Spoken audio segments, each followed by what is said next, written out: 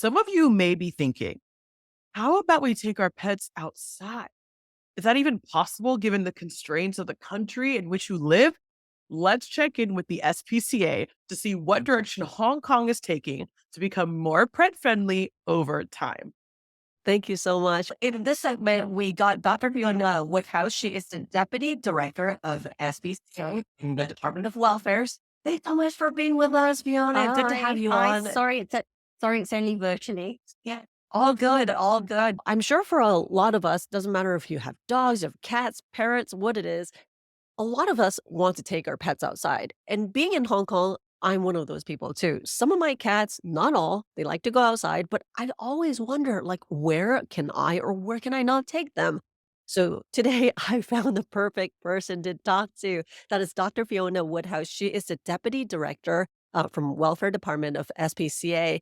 Without spoiling too much of what you're about to present, so everyone, please do keep your eyes and your ears peeled because making Hong Kong a pet-friendly place is so much more than just taking your cat or your dog to a local cafe. Hi, everybody. This is just a quick run through about an animal-friendly Hong Kong, really focusing on pet-friendly, though we may go off a little bit off topic later on to highlight some of the issues. The question is, why do we talk about pet-friendly? This is Hong Kong, we're an urban city, but we have to recognize these days that animals are an intrinsic part of our lives. We have companion animals, etc. And there is this concept now about having a one health, one world, one welfare, and that everything is linked intrinsically. So animal health, environmental health, and human health as well. The other thing that we need to recognize now is that we've got a slight change in our family system. So traditionally, we had the family systems where we had the nucleus family, the children with the parents, the grandparents, and then there may be some pet animals around. But nowadays, a lot of people are actually integrating their family pets, their companions, into their core family unit as well. So we've got a very different approach to families these days. And so what we're talking about really is not just pet friendly from an animal welfare or from the pet welfare perspective, but also a human friendly perspective or a family friendly perspective. So we're talking a little bit about the human animal bond. And this is very strengthened, and we see it a lot with our companion animals. And that human animal bond also helps us to recognize and care for other types of animals and species that we wouldn't normally have direct contact through our relationships with our cats and dogs or our turtles or birds. We can recognize that animals are sentient, that they have feelings, and that we should actually care for them and pay attention to their welfare across the range of species and the range of uses as well. And we see from research that when we have a strong human animal bond, we can see that through different factors: time spent, money spent. People consider them as children. They miss their animals when they're away on holiday. There's a great family attachment. People make life choices really considering their sort of companion animals as family members. And also we see that when there is that human animal bond is stronger, then we care for our animals better. So it's been shown that people take their animals to the vet more if they have a closer bond as well. So what are the benefits of pet keeping? There are many individual things that we see. So we see benefits to physical health, mental well-being, childhood development, and also we see this social cohesion. And that quite often is where people may be isolated to a degree. They may have little social contact and they may actually connect through an animal. So for instance, if you're out walking your dog, quite often you'll be spoken to by somebody who actually they speak to the dog first and then they might speak to you. And so sometimes that contact is the only social contact that people will have as well. So there are many benefits of keeping a pet that have been recognized. There's a lot of research on this. We can see that there are many studies that talk about increased fitness. People with dogs walk more when they're exercising. There may be less health risks associated, like fewer incidences of cardiovascular disease. And they're also recognized to be quicker recoveries from surgeries and events like heart attacks. There's also improved mental well-being when you have that companionship from animals. And also there are other studies in terms of kids and social development as well. So again, these are some of the things that you can find in terms of the benefits of having a pet or even having contact with pets. So again, some of the benefits are just from meeting an animal. So some of the therapy dogs or the visiting dogs that go into children's homes, hospitals, old age homes, actually have positive impacts on people's mental well-being, the release of hormones, and that can actually last for several weeks or several months after just a short interaction. So we have to recognize that there's not just the benefit of keeping a pet for the pet owner, but where we have these programs that we may be providing therapy or sort of social interventions, that they can actually be a benefit as well. And there's a big area of research on the impact on childhood development, recognize that pets can really help with autistic children to relate, to develop skills, etc. There's also studies that show that children have better self-esteem, they can learn more easily, they can study more effectively if there is just the presence of an animal in the room. And also there's been studies that show that children that have early exposure to animals in the household are less likely to develop allergies as well. There are some organizations that look at this. So if you're interested to find out a bit more about these sort of programs and the benefits of pet keeping and the human-animal bond, then you can look at these organizations. So the International Association of Human-Animal Interaction, that is a group that's made of professional bodies and some industry-linked corporations that are interested in this area, and HABRI as well, which is generally a group that's made up of pet industry suppliers as well. Of course, there may be some bias in some of the research, obviously, if they're retailing pet food, etc. But there is some very good research out there. So let's have a look at Hong Kong, and let's have a look at the situation for Hong Kong. How are we doing in terms of supporting people who would like to have an animal as a companion and to have an animal as a family member? We can see that over the years, and the Census and Statistics Department does surveys every 5 or so years, depending on the availability of the survey slots, that we have got an increasing population of pets being kept in Hong Kong. That's across the board. But however, there is a massive increase in ownership as well. And that to some extent is caused by our social engineering, which is linked to how easy it is to keep certain types of animals in Hong Kong. We can have a look at the different types of housing, and housing is one of the big barriers to a pet-friendly environment and also an issue for pet retention as well. So when we talk about pet retention, what we're talking about is if you have made that decision to take on the responsibility of an animal for life as your companion, then you really need to be able to keep that animal with you. And we should try to avoid having barriers there that mean that you can't do that, and that you may be pushed into giving up a pet which you don't want to. So we have an increase in ownership in public rental housing, and to some extent that will be the increase in, or definitely is the increase in cat ownership due to a change in policy in the early 2000s. There is a decrease in animals being kept in subsidized home ownership housing, but again, that is linked to some of the legal requirements depending on who's managing it and what the DMCs, the deed of mutual covenants, will say. And then we have an increase in pet ownership in private housing. We'll talk a little bit about that later on as well. So we touched on pet retention. So basically, we want to make it as easy as possible for people to keep their animals with them. Part of the requirements is good nutrition, looking after their mental health, looking after their physical health, but also providing them with an appropriate environment. And we need to make sure that we have support for pet owners so we can help them get over hurdle or not have barriers that we'd rather not see in terms of keeping pets. So when we're talking about this, if we're looking at surrender reasons to the SPCA, housing not permitted, moving are always some of the key top reasons for people having to give up their pet. And then we may have things like financial issues or some health issues, etc.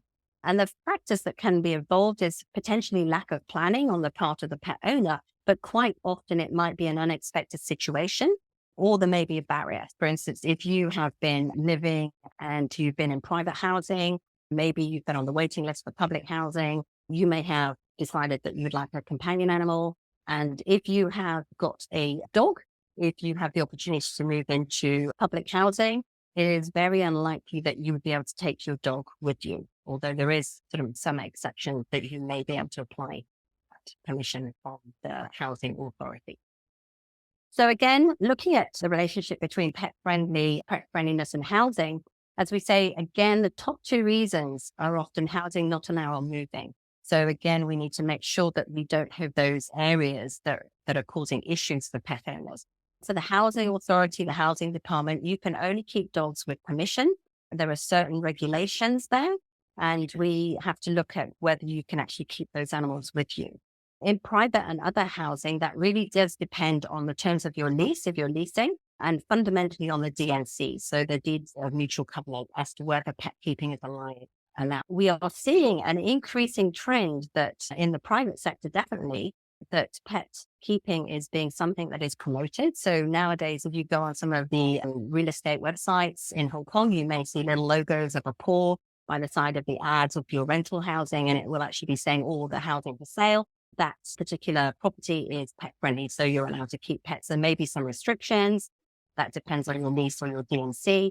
But again, becoming something that's either being used as a marketing tool or is recognized by the property agent that people are actually wanting to know that at the outset. We also have an issue in the future with our long-term housing strategy. And at the moment, we are looking at the government switching from a 760 to 40 ratio of public housing to private housing to 70 to 30.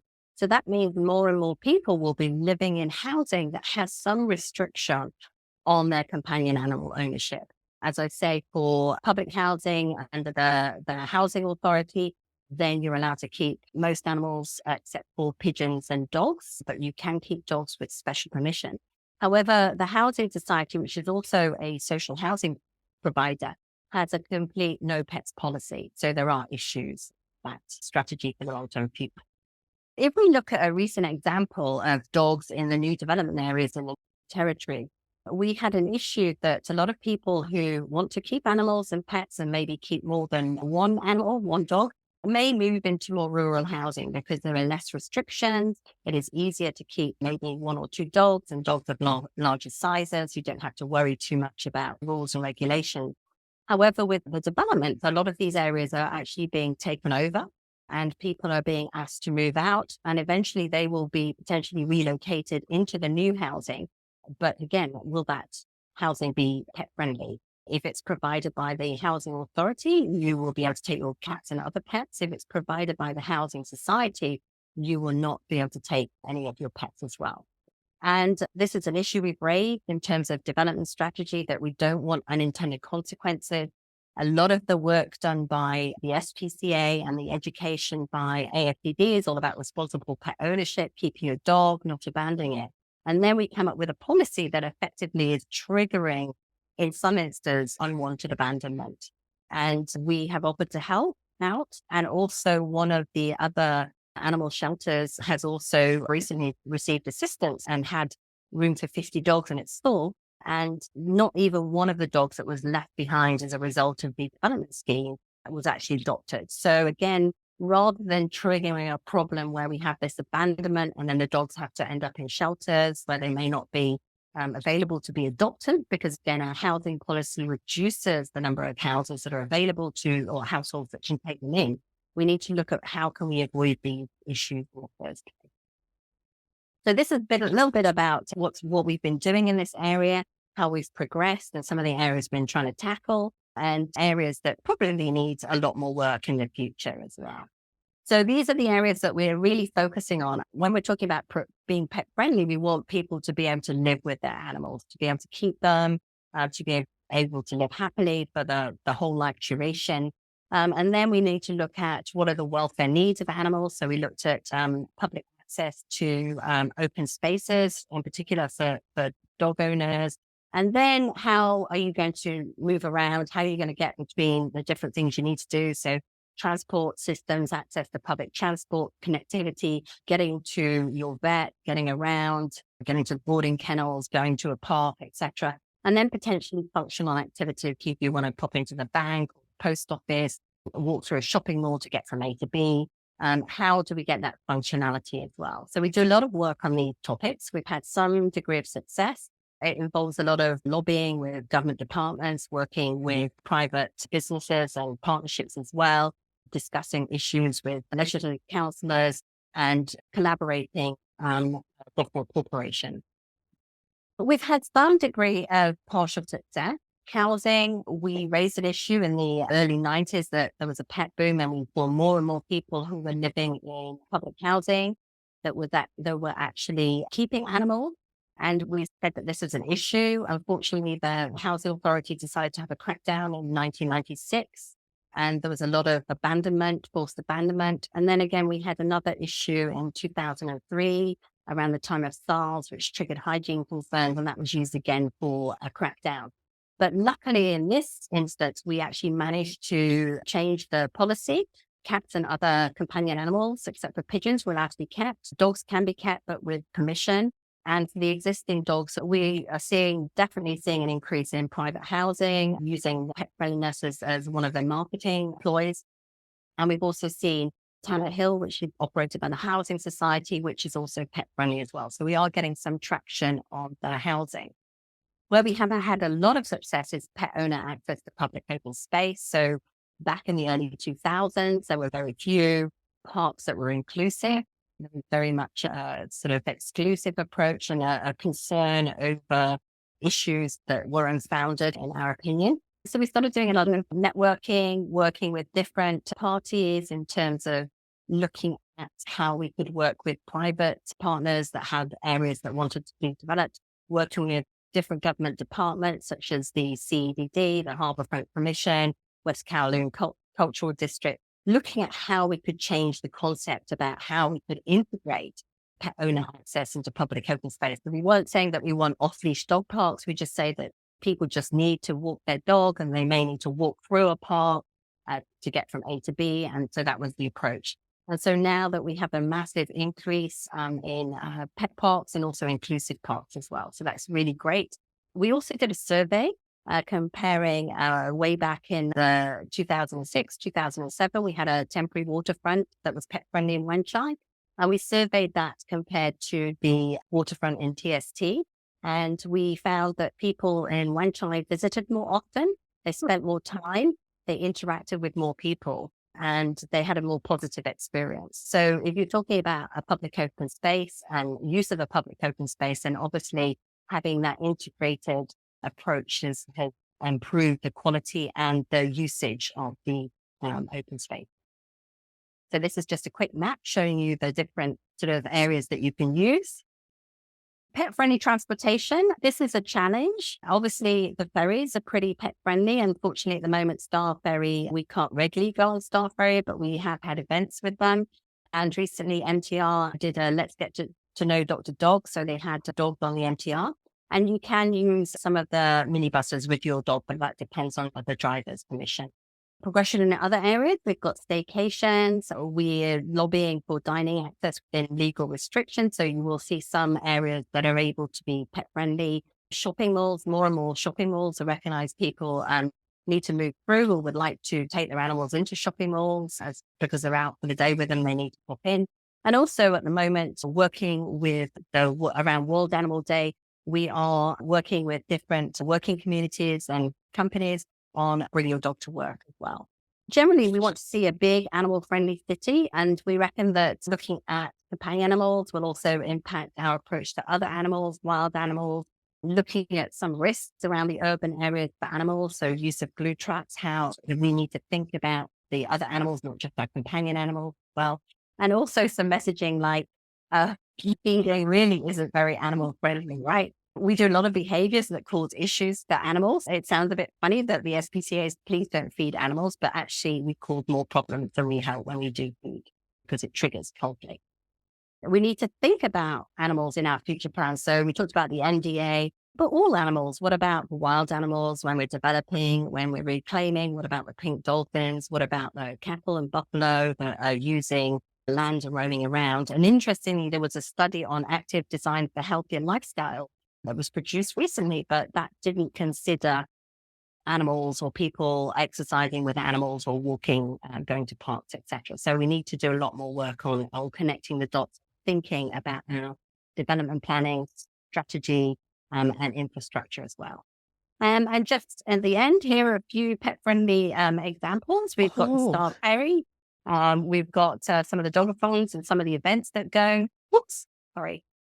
And we should really look to around the world. So Taiwan, we've got pet-friendly metro, 13 bus routes. London, completely dog-friendly public transport. Social housing allows pets as well, and more move towards banning outright restrictions on pet keeping. We also have in Singapore a project called Adore, which is where the HDB, the public housing, will allow people to adopt mongrels outside of their normal approach, recognizing that the local mixed breeds needs homes as well. In USA, currently since May this year, all dogs are allowed in all outdoor dining areas if the restaurant permits it. And again, in New York, the inclusive housing approach is at least one dog and cat or one dog and cat in each one. Paris, we've got pet-friendly metro and dog-friendly dining as well. So that's a quick whiz through. And I would just do a little bit of a plug. If anybody's interested in joining in the Bring Your Dog to Work, please click on the QR code and reach out to Gemman, our community director. All right. Yeah, a lot of things to look forward to. I didn't know that there's so many things that was done in Hong Kong to go in the direction of making us to be like very pet friendly, which I mean, we're getting there. I just want to say that's something that I had no idea about. And I'm sure a lot of you in the audience probably feel the same way. So thanks so much for sharing with us. That was very insightful. Thanks, Fiona. No problem. And I hope everyone can help to support and talk to all your peers and colleagues and really advocate for progress. And as I say, really, people say, why pet friendly? But to be quite honest, it's about family and keeping family units together and equity across society. Absolutely. Thank you so much once again. So that's it for the segment. We'll see you next time. Thanks again for coming on. Bye. Bye.